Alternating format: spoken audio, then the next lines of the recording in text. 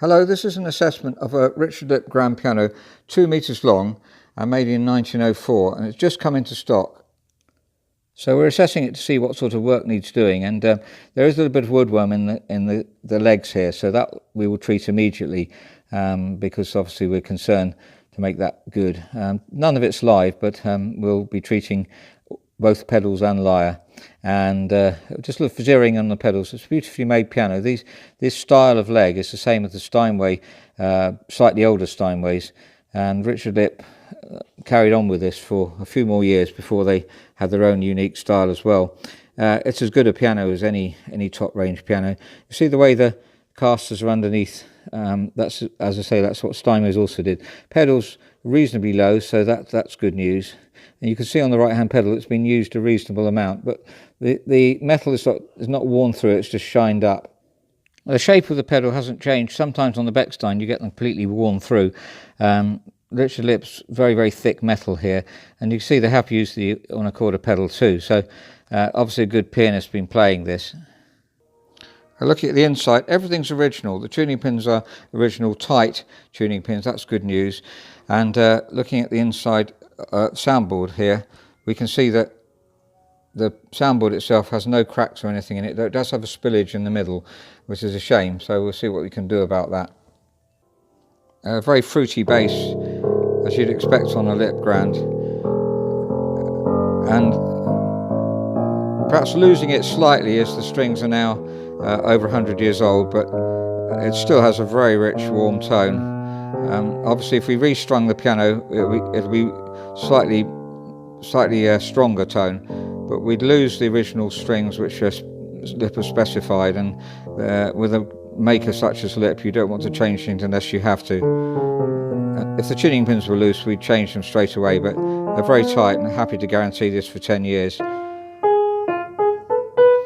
Not lost any down bearing, and the touch is a bit light. We'll look into that in a moment.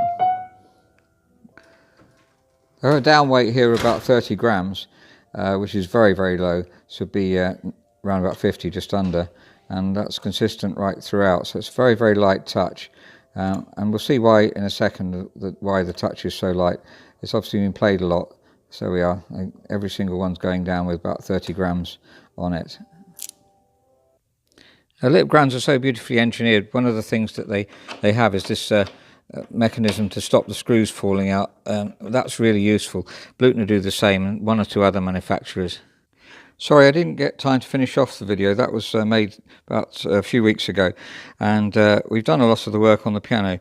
We've treated the woodworm, injected all the holes very thoroughly indeed, and then filled the holes as well to strengthen the wood. Also injected glue into the wood to strengthen it. I'm very confident to guarantee this for at least 5 years will outlast the piano now, so no problem with that. And as you can see, doesn't detract too much from appearance, I don't think. Now, while we're on cosmetics, we did try to improve the soundboard here, but that spillage is impossible to get off. Now, we could fully restore the piano, and it would be worth doing. It's just because the tuning pins are tight and the strings are good, other aspects, the hammers are good, we don't feel it's a shame to have to redo it when it already sounds really good. I did mention earlier that there were no cracks on the soundboard, but they are starting to open up a bit.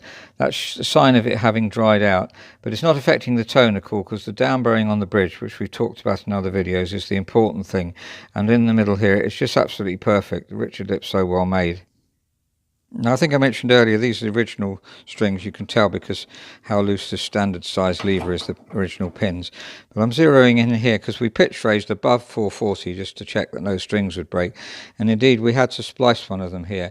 Now, if a string breaks on a piano, and a bass string, then you can try splicing it before replacing it. It's better because if you replace it, then the new string doesn't match the tone of the old one. This looks a slightly different colour. That's because it's been turned a bit in and splicing it. But it's the original string, and we'll listen to that compared to the ones next to it. That's a spliced one. And both those two strings sound the same. If you put a new string on, then the harmonics are often very different, and it doesn't match very well at all. And looking down here, we also have another splice. We didn't expect that to happen, but when it does, we're very confident the splice is if they're successful, last as long as any other string. They don't break. I can assure you of that. We're happy to guarantee it for 5 years. Another splice there. Again, better than changing the string, which then takes a long time to stretch and settle in with the rest and may not sound quite the same. So there's the bottom A, and that is B flat, and sounds identical again. And again, it might look slightly different. There's one here that we tried twisting as well to see if we can improve the tone, and that looks slightly different too, but it didn't really make any difference. So you could obviously restring the bass, but because, going back to the fact that the tuning pins are tight, the touch is good. It doesn't need fully restoring, though fully restoring is certainly worth doing on this piano. Now, I've had a chat with our chief technician, and we've been musing about why the touch is so light. But I've had a Richard Lipp grand piano, about 10 years I had it in my house, one of the most beautiful pianos, and also had a light touch. But the hammer isn't that much lighter. Just look at a modern Renner hammer to compare it with. So this is note 55 here, and this is a modern Renner hammer note 55. And although the felt is slightly smaller, it's not so much smaller, see if I can put it on top, there we are, that you would expect it to be 20 grams difference in weight. So that's not the explanation, and we feel that Richard Lipp originally set the action up to be lighter. At this point you'd expect to find weights in the back of the keys, and I can't unfortunately take the action out to show you at the moment, but there are no weights in the back there. So that's still a bit of a mystery as to why it's so light, but it plays beautifully, obviously. The different style of lip action here, I've probably showed you this on another video, but it's a wonderful style. It does work beautifully, but we think the lever, we haven't had time to test, but the lever is probably lighter as well. So we would, obviously, if we redid it, we put new hammers, shanks and rollers on, as we've mentioned in many other videos, and then we would weight it to 47 grams probably, not the 30 or 32, 33 that it currently is. The springs, by the way, regulate very simply by bending them, and as with all springs, they should. That shank, by the way, is broken at some stage. That wasn't by us, though we occasionally do break them, and that's a good repair. That's cotton repair, can be left on. There's plenty of so spliced back on, and that's perfectly correct. No problem with that. That won't break again. Just to look at the spring, should just come up nicely when you release the back check, and that's correct, and they're all similar to that. Got to do some fine regulation, but it's sort of 95% done now, so ready to play.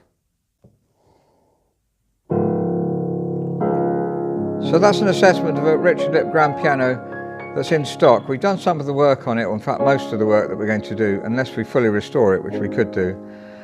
But it's a very fine piano, about 6'7" long, the longest Richard Lipp we've had, and certainly up with the very best. I've had Richard Lipp grand pianos in my house, one after the other, over about a 20-year period, because I like them so much. One thing I'd like to ask any technician who's listening, and especially if you are experienced with Lipp, perhaps if you're Australian, there are more Lipps in Australia proportionately than there are here, because Percy Grainer enjoyed them very much and encouraged them to be imported. Not quite sure of the full story there, but certainly you have a lot of pianos over there, down under as we say. And the action is very light, and it seems to be set light, because the hammers, although they've lost some of their felt, it doesn't account for all that lightness, but it is a very smooth action. One of my Richard Lipps that I had when I was first piano tuner was very light too, and I enjoyed it a lot.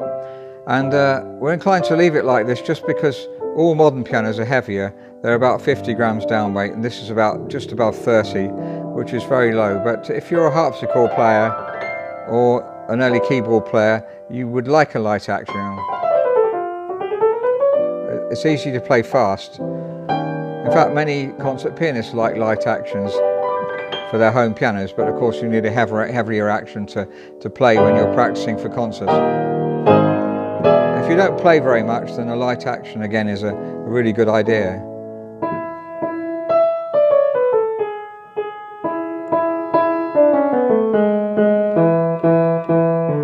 You can hear the tone is so warm throughout. So such high standard pianos, Lipps, I can't recommend them more highly. And this one, tight tuning pins, good hammers, no problem with us guaranteeing this for 5 years. I thoroughly recommend it if you want a piano that's not quite so expensive. If we redo it, obviously, it puts the price up hugely. But we'll carry on quite happily for another 30 years before that needs doing.